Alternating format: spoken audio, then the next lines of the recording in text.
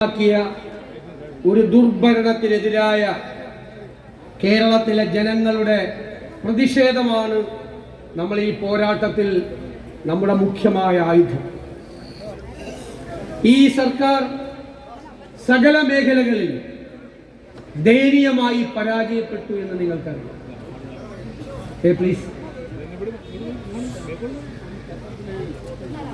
അടുത്ത മാസം പിണറായി വിജയൻ ഈ ഭരണത്തോട് സലാം പറയാം.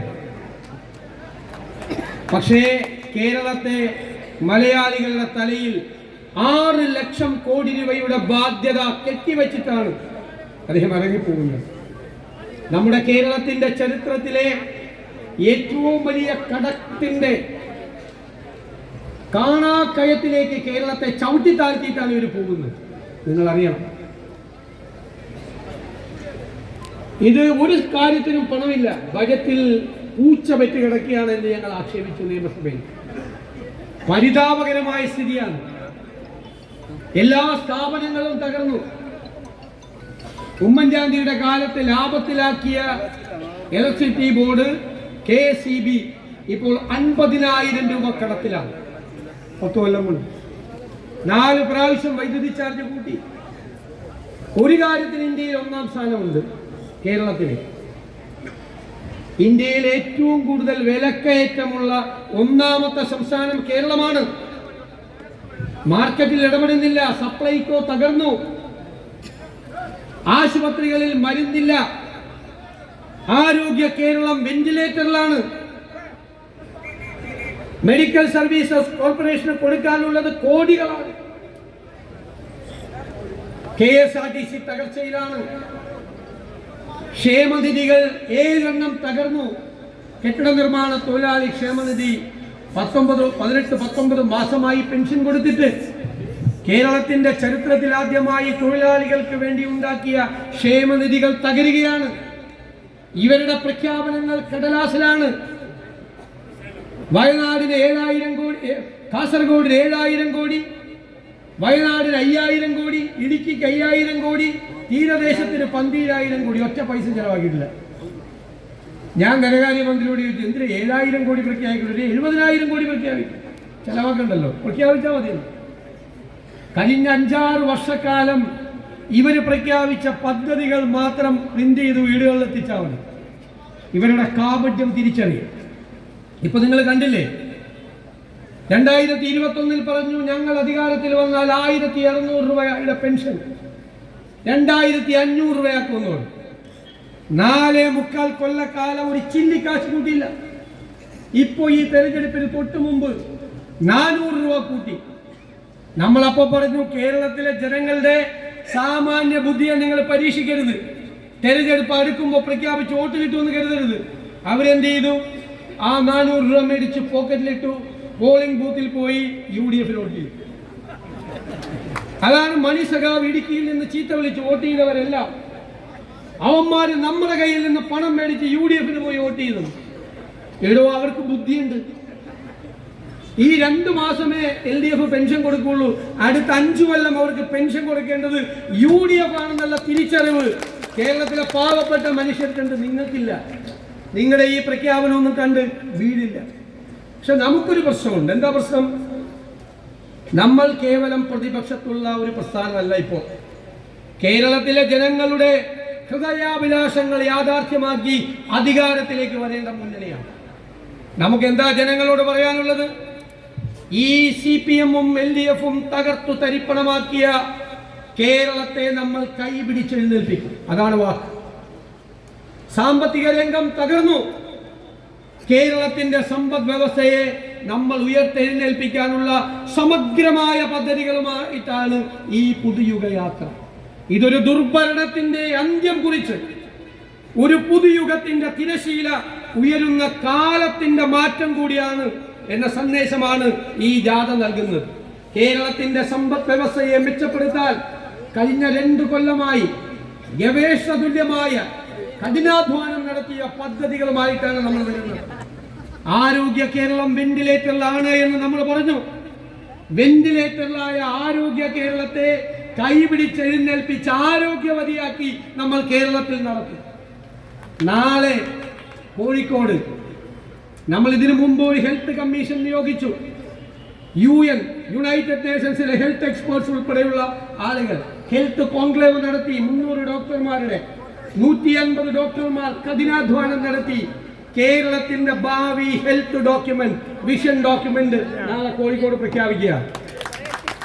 ഞാൻ നിങ്ങൾക്ക് പറയുന്നു, വിദേശ രാജ്യങ്ങളിൽ നിന്ന് പോലും കേരളത്തിൽ ചികിത്സയ്ക്ക് ആളുകൾ വരുന്ന ആരോഗ്യ കേന്ദ്രത്തിന്റെ ഡെസ്റ്റിനേഷൻ പോയിന്റ് ആക്കി നമ്മൾ ഈ കേരളത്തെ മാറ്റും. നമ്മുടെ കുട്ടികൾ 40-50 ലക്ഷം രൂപ കിടപ്പാടം പണയപ്പെടുത്തി വിദേശത്ത് പഠിക്കാൻ പോയാൽ പ്രോഗ്രാമുകൾക്ക് പോവുകയാണ്. വിദേശത്തുള്ള പ്രോഗ്രാമുകൾ, യൂണിവേഴ്സിറ്റികളിലെ പ്രോഗ്രാമുകൾ. നമ്മൾ അധികാരത്തിൽ വരുമ്പോൾ ലണ്ടനിലും ജർമ്മനിയിലും കാനഡയിലും ഓസ്ട്രേലിയയിലും ഉള്ള യൂണിവേഴ്സിറ്റികളിലെ പ്രോഗ്രാമുകൾ കേരളത്തിലെ യൂണിവേഴ്സിറ്റികളിൽ കൊടുത്ത് അവരെ ഇവിടെ പഠിപ്പിക്കും. അവർ പുറത്തു വരുമ്പോൾ അവർക്ക് തൊഴിൽ കിട്ടാനുള്ള സമഗ്രമായ ഒരു സംരംഭക പദ്ധതി ഈ സംസ്ഥാനം ഇതുവരെ കാണാത്ത സമഗ്രമായ ഒരു സംരംഭക പദ്ധതി ലോകത്തിലെ അതിപ്രഗത്ഭരായ മലയാളികൾ ലോകത്തിന്റെ വിവിധ ഭാഗങ്ങളിൽ നിന്ന് രൂപപ്പെടുത്തിയെടുത്ത പദ്ധതി ഈ ജാഥ തിരുവനന്തപുരത്ത് എത്തുന്നതിന് മുമ്പ് നമ്മൾ അവതരിപ്പിക്കും ഡോക്യുമെന്റായി. കാർഷിക മേഖല തകർച്ചയിലാണ്. നാളികേരത്തിന് വിലയില്ല, റബ്ബറിന് വിലയില്ല, നെല്ലിന് വിലയില്ല. നമ്മൾ ചെയ്യാൻ പോകുന്നത് MS സ്വാമിനാഥൻ കമ്മീഷന്റെ ശുപാർശ, കാർഷിക മേഖലയിൽ ഉൽപാദന ചെലവ് പ്ലസ് 50% അതിന്റെ, അതാണ് MSP, അതാണ് താങ്ങുവില. കർഷകരെ താങ്ങി നിർത്തും. വന്യജീവി ആക്രമണം തടയാൻ പരമ്പരാഗത മാർഗങ്ങളും ആർട്ടിഫിഷ്യൽ ഇന്റലിജൻസ് അടക്കമുള്ള ആധുനികമായ സങ്കേതങ്ങളും സമന്വയിപ്പിച്ച് ഈ മലയോരത്തെ 30 ലക്ഷം ജനങ്ങളെ സംരക്ഷിക്കാനുള്ള പദ്ധതികൾ നമ്മൾ പ്രഖ്യാപിക്കും. ഞാൻ എല്ലാ കാര്യവും തുറന്നു പറയുന്നില്ല, കുറച്ച് സസ്പെൻസിലേക്ക് എന്ന് കരുതിയാണ്. എല്ലാം ഇവര് പൂർണ്ണമായ അവഗണനയാണ്. വിലങ്ങാനെല്ലാം ആളുകൾ ബുദ്ധിമുട്ടുകയാണ്, ഇപ്പോഴും പ്രയാസപ്പെടുകയാണ്. ഇപ്പോഴും ഇലക്ട്രിസിറ്റി ബോർഡ് ബില്ല് അയച്ചുകൊണ്ടിരിക്കുകയാണ്, വീടുമില്ല കുടിയില്ലാത്ത ആളുകൾക്ക്, ഇവരെല്ലാവരോട്. അപ്പൊ നമുക്ക് ഈ നാടിനെ രക്ഷിക്കാം. വലിയ വലിയ പദ്ധതികളും വെറും മാനിഫെസ്റ്റോ അല്ല, പ്രഖ്യാപനങ്ങളല്ല, സാമ്പത്തികമായ കാര്യങ്ങൾ പരിശോധിച്ച്, പാരിസ്ഥിതിക കാര്യങ്ങൾ പരിശോധിച്ച്, സാങ്കേതിക കാര്യങ്ങൾ പരിശോധിച്ച് എല്ലാ നടപടികളും പൂർത്തിയാക്കിയ കേരളം ഇന്നുവരെ കാണാത്ത പദ്ധതികൾ. മാറ്റമുണ്ടാകണ്ടേ? ഇനി കേരളം പുറകോട്ട് നടക്കില്ല എന്ന് നിങ്ങൾ എല്ലാവരോടും പറഞ്ഞു ധൈര്യമായി. ഇനി കേരളത്തിന്റെ കുതിപ്പ് മുന്നോട്ടാണ്. നമുക്ക് വേണ്ടി മാത്രമല്ല, വരാനിരിക്കുന്ന തലമുറകൾക്ക്, നമ്മുടെ മക്കൾക്കും കൊച്ചുമക്കൾക്കും ഇന്ത്യയിലെ ഒന്നാമത്തെ സംസ്ഥാനമാക്കി നമ്മൾ ഈ കേരളത്തെ മാറ്റുക തന്നെ. അതാണ് പുതുയുഗ യാത്ര, പുതുയുഗത്തിന്റെ സന്ദേശം നൽകിക്കൊണ്ടുള്ള യാത്ര. ഇവരെന്താണ് ചെയ്യുന്നത് കേരളത്തിൽ? ഇവിടെ ഷാഫി പറഞ്ഞു, വർഗീയതയുടെ പാതയിൽ സംഘപരിവാറിനോടൊപ്പം തോളോട് തോൾ ചേർന്ന് സഞ്ചരിക്കുന്നു. സംഘപരിവാറിന്റെ അതേ ലൈൻ, ജാതി മത ശക്തികളെ തമ്മിലടിപ്പിച്ച് അതിൽ നിന്ന് രാഷ്ട്രീയ മുതലെടുപ്പ് നടത്താൻ ഒരു കമ്മ്യൂണിസ്റ്റ് പാർട്ടി ശ്രമിക്കുന്നതിന്റെ നാണക്കേടാണ് കേരളത്തിൽ കാണുന്നത്. ആദ്യം ന്യൂനപക്ഷ പീഡനമായിരുന്നു പാർലമെന്റ് തെരഞ്ഞെടുപ്പ് കാലത്ത്. ഗാസയിലെ കുഞ്ഞുങ്ങൾ, പാലസ്തീനിലെ യുദ്ധം, പൗരത്വ രജിസ്റ്റർ. ന്യൂനപക്ഷത്തിന് മനസ്സിലായി തട്ടിപ്പാണ് പറയുന്നത്. അവർ വോട്ട് ചെയ്തില്ല. ഇലക്ഷൻ കഴിഞ്ഞപ്പോ, പാർലമെന്റ് കഴിഞ്ഞപ്പോ പ്ലേറ്റ് മാറ്റി. മലപ്പുറത്ത് ചെന്ന് കേരളത്തിലെ മുഖ്യമന്ത്രി ഡൽഹിയിൽ ചെന്ന് മലപ്പുറത്തിനെതിരായി ഇന്റർവ്യൂ കൊടുത്തു. എന്ത് ചേതോവികാരമാണ്! കേരളത്തിന്റെ മുഖ്യമന്ത്രി ഒരു ജില്ലയെ സെലക്ട് ചെയ്ത് ഹിന്ദുവിൽ ഇന്റർവ്യൂ കൊടുത്തു. പിന്നെ ഇവിടെ പറഞ്ഞതുപോലെ AK ബാലൻ വന്നു, സജി ചെറിയാൻ വന്നു. ഇടയ്ക്കിടയ്ക്ക് പോയി മുഖ്യമന്ത്രി പൊന്നാട അണിയിക്കുന്ന ചില സമുദായ നേതാക്കളും വന്നു. അവരെല്ലാവരും കൂടി ഇവിടെ വർഗീയത പ്രചരിപ്പിക്കാൻ നോക്കി. അവിടെ നിങ്ങൾ കണ്ടില്ലേ, അവിടെ UDF ഉണ്ടായിരുന്നു. ന്യൂനപക്ഷ വർഗീയത പറഞ്ഞാലും ഭൂരിപക്ഷ വർഗീയത പറഞ്ഞാലും നമ്മൾ അതിനെ എതിർക്കുക തന്നെ ചെയ്യും. വിട്ടുവീഴ്ചയില്ലാത്ത പോരാട്ടം. ഒരാളും ഇവിടെ വർഗീയത പറയണ്ട.